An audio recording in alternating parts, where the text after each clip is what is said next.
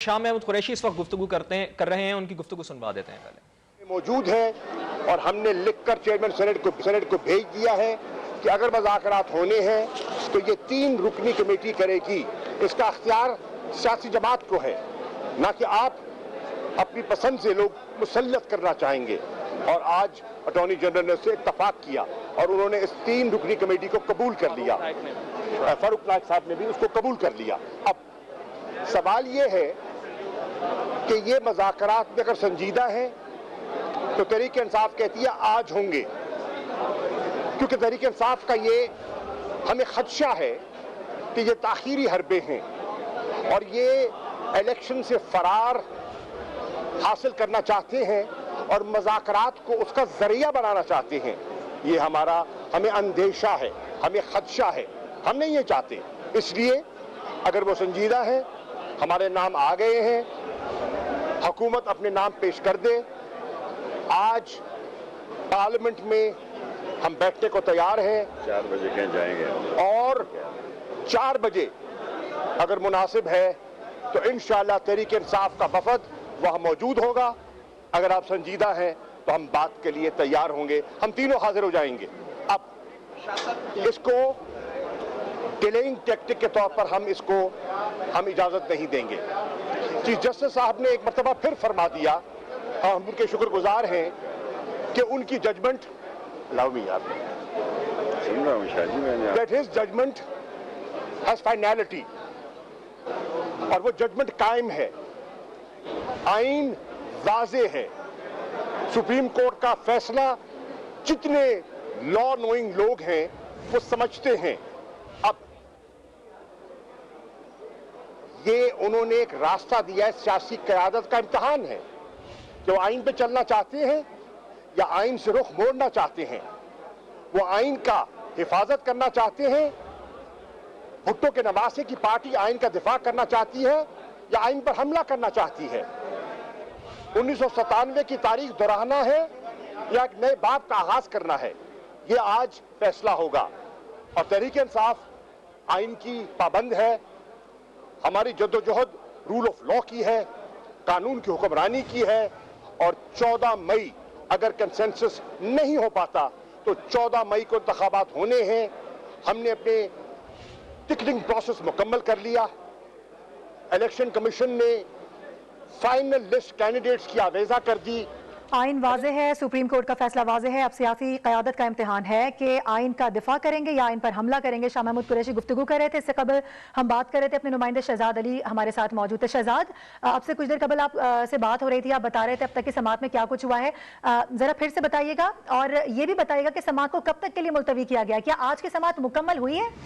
जी मारूफ, ये इंतहाई अहम पॉइंट है जो आपने उठाया कि आज समाअत मुकम्मल हो चुकी है और अदालत ने वाजे कर दिया है कि अब इस हवाले से जो है वो एक मुनासिब हुक्मनामा जारी किया जाएगा। ये समाअत जो है वो मुकम्मल हो चुकी है, इसे अब मुलतवी नहीं कहा जा सकता। दौरान समाअत जो पीटीआई की जानिब से यहाँ पर शाह महमूद कुरैशी मौजूद थे, उन्होंने ये कहा कि हुकूमत ने आइन और अदालती फैसले की खिलाफ वर्जी का फैसला कर रखा है, जिस पर फारूक अचनाई रोस्टम पड़ा है और उनकी जानिब से ये मौक़िफ़ अपनाया गया कि आइन और पार्लियामेंट को नीचा कौन दिखा रहा है, इस पर नहीं जाना चाहता। फारूक अचनाई ने यह कहा कि शाह महमूद कुरैशी ने जो तकरीर की ऐसे इत्तफाक राय नहीं हो सकता। फारूक अचनाई से यह भी नुक्ता उठाया कि चेयरमैन सेनेट को नाम दे कल ही बैठने को तैयार है, जिस पर चीफ जस्टिस ने ये रिमार्क दिए, मुज़ाकरात के मामले पर सब्र और तहम्मुल से काम लेना होगा। फारूक अचनाई ने कहा कि मौलाना फजलुर रहमान को सेनेट में मुज़ाकरात पर आमादा किया।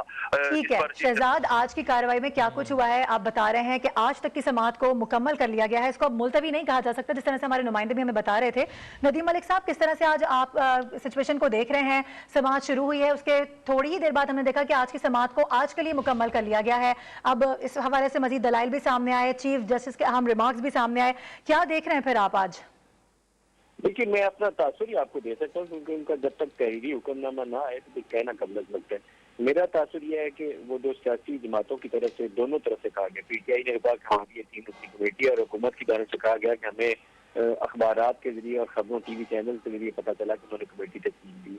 सेनेट की एक कमेटी का लिए खत लिखा जा चुका है चेयरमैन सेनेट के लिए। तो मेरा तासुर यह है कि सुप्रीम कोर्ट थोड़ा सा स्टेप बैक करेगी और इस कमेटी को जो भी वो शक्ल इख्तियार करती है सेनेट के अरकान के जरिए, या 3 रुकनी ये कमेटी, इसमें भी एक सेनेटर शामिल है और 2 अरकान और शामिल कर लें, क्योंकि हुकूमत की जानिब से 5 अरकान के लिए तजवीज़ दी गई है कि 5 अरकान की कमेटी को दोनों तरफ से, 5 इधर से और 5 इधर से। तो हुकूमती कमेटी के भी नाम आ गए, अब मोस्ट प्रोबेबली उसमें इसहाक डार या रज़ा रबानी और गिलानी वगैरह शामिल होंगे, यूसुफ रज़ा गिलानी। तो ये एक मुज़ाकराती अमल का आगाज होगा, जिसके लिए स्टेप बैक किया है सुप्रीम कोर्ट ने। सुप्रीम कोर्ट हुक्म में क्या करेगी, ये एक ज्यादा इंपॉर्टेंट चीज है, क्योंकि जब सियासी मुज़ाकरात का आगाज होगा तो ये 2 जमा 2 4 करके तो 2 घंटे में फैसला नहीं होने वाला। It is going to take some time, maybe few weeks, क्योंकि ये सिर्फ इंतखाबात की तारीख का इशू नहीं है, इलेक्टोरल रिफॉर्म्स का इशू है। इंतखाबात साफ शफाफ हों, जिसके ऊपर बाद में तहरीक के अंदर मौजूद जमातें भी नताइज को तस्लीम करें, फिर उसको कोई आरओ का इलेक्शन लेके नाम दे के उसको रिजेक्ट ना करे, या उसको कोई इमरान खान की तरह बाद में जो मुंतखब हो उसको ये ना कहे कि ये सिलेक्टेड है। इसलिए इसके ऊपर मुज़ाकरात में बात तय करना जरूरी है। इंतखाबात की तारीख उसमें से एक हिस्सा।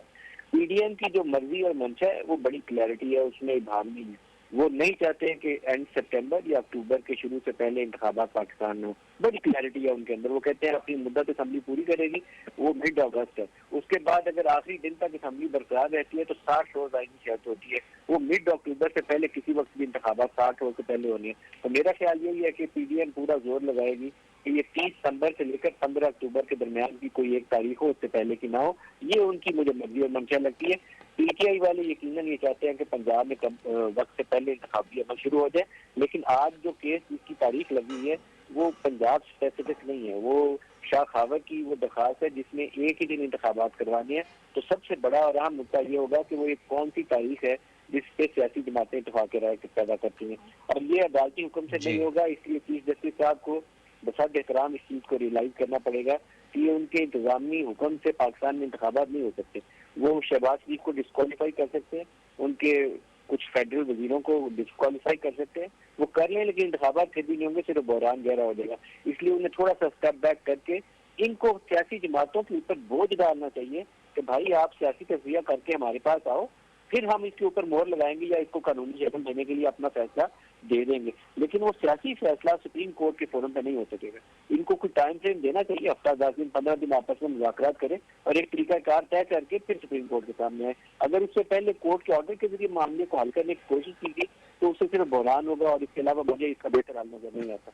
जी ठीक, नदीम साहब ये बड़ा अहम पॉइंट आपने उठाया है। तो मंसूर अली खान साहब, आपको भी यही लग रहा है कि सियासी मुज़ाकरात का आगाज़ होगा? ये तो बड़ा टाइम टेकिंग मरहला है, इसमें तो काफ़ी टाइम लगेगा। हमें याद है कि पनामा केसेस जब चल रहा था, पनामा का केस, तो उसमें भी TORs जब तय किए जा रहे थे तो उसमें भी बड़ा लंबा टाइम लग गया था। तो आप समझते हैं कि 14 मई तो बिल्कुल करीब ही है, और अगर ये सियासी मुज़ाकरात का आगाज़ होता है तो फिर आपको लगता है कि जो सुप्रीम कोर्ट ऑफ पाकिस्तान फैसला दे चुकी है कि 14 मई को इंतखाबात होने हैं पंजाब में, तो वो हो पाएंगे या नहीं हो पाएंगे?